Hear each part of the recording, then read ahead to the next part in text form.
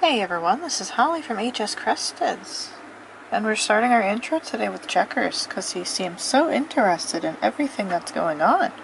Basically today I'm just going to do a quick, look through of my room. I wouldn't say it's the cleanest right now, but that's okay.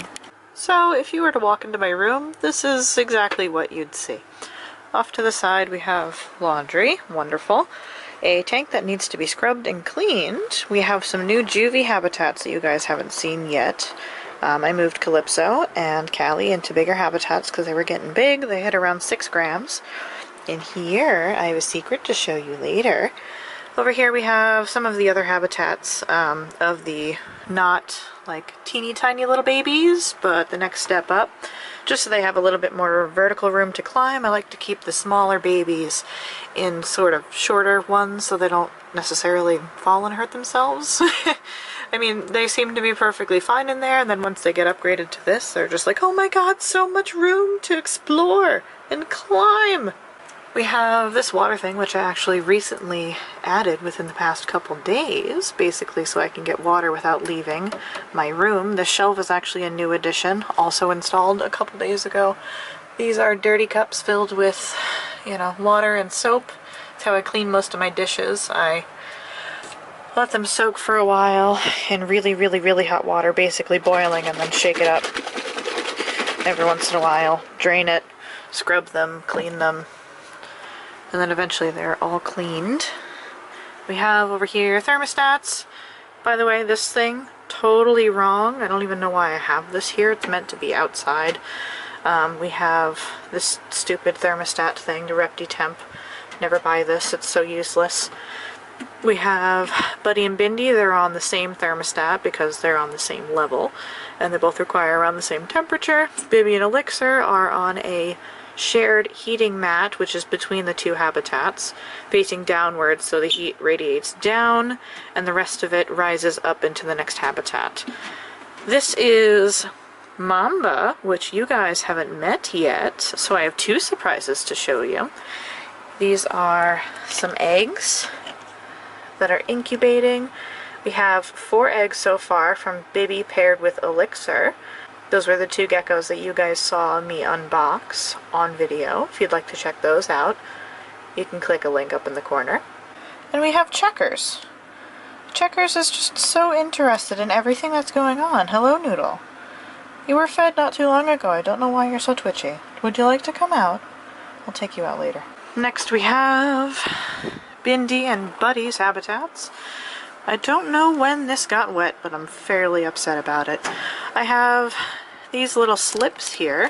They're open on the top, and then I took pieces of paper and printed out their name, last deep clean, next clean, and next deep clean, so I can keep track of all this. This is just dry erase marker, so I can wipe this off if I need to.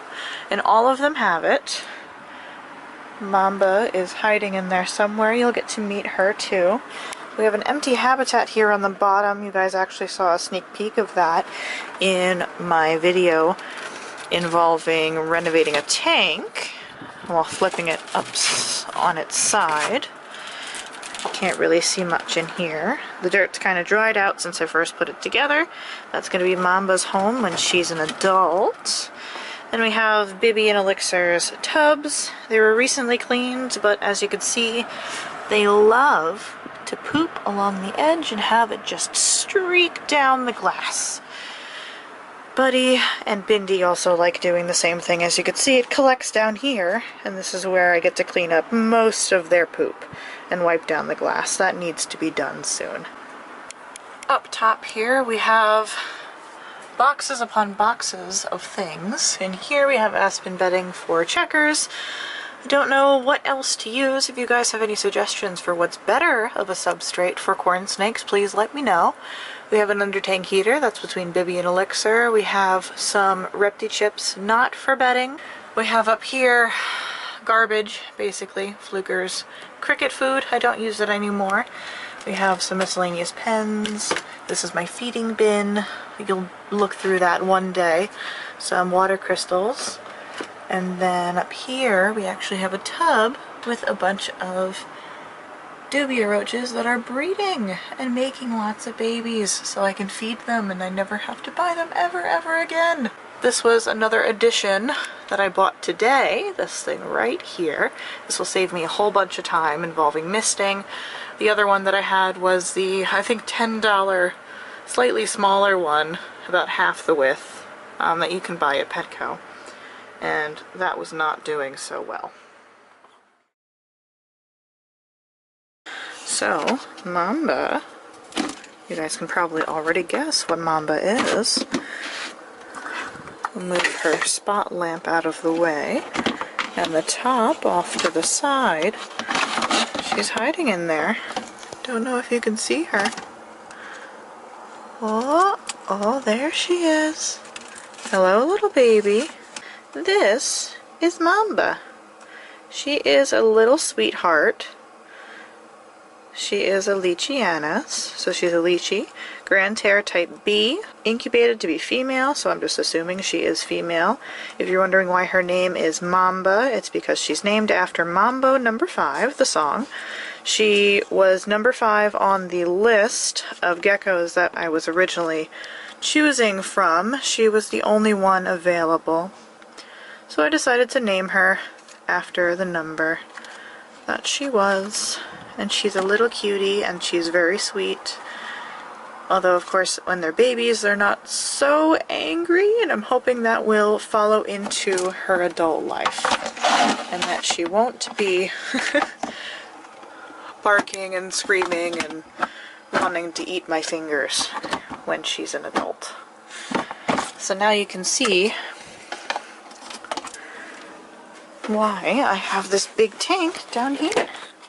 And why that's where she's going to go when she's an adult. And now, for the big surprise, this is something that I got today, and you can actually see these shoebox habitats that I built for the juvies and for this little baby.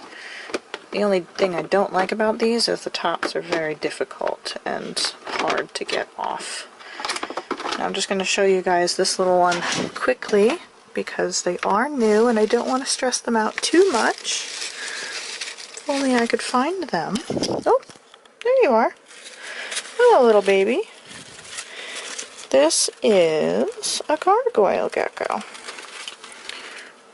And as you can see, the very, if my camera will focus, the very high colorations and different stripes. This one was the winner out of maybe 4 geckos that I was deciding between. It just so happened to be the most expensive one at the table, but that's beside the point. You can see the very wonderful, beautiful stripes going down the back. Excuse the marks on my hands, I was playing with paint before.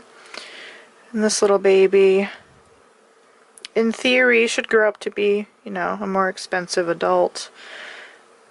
Gargoyles are much more, you know, nice. They're not so jumpy compared to crested geckos. They're much more chill. This little guy will basically just hang out on my hand all day long if they wanted to. The reason why I picked this one over another one that I was thinking of getting, which is basically like a very light pale gray with some yellow and orange striping, which was very pale towards the top. It was almost a solid color other than the stripes. I picked this little baby because it had more of a coloration, and for some reason that I tend to gravitate towards more stripes, more colors, more uniqueness. This little guy really stood out to me, so I paid the extra couple dollars that it was compared to the other one that I was looking at. And I hope I made the right choice. So far I am loving this little guy, and I can't wait for them to grow up and get big. So that's about it, guys. I hope you enjoyed this very, very quick room tour and introduction of 2 new babies that I have to the collection.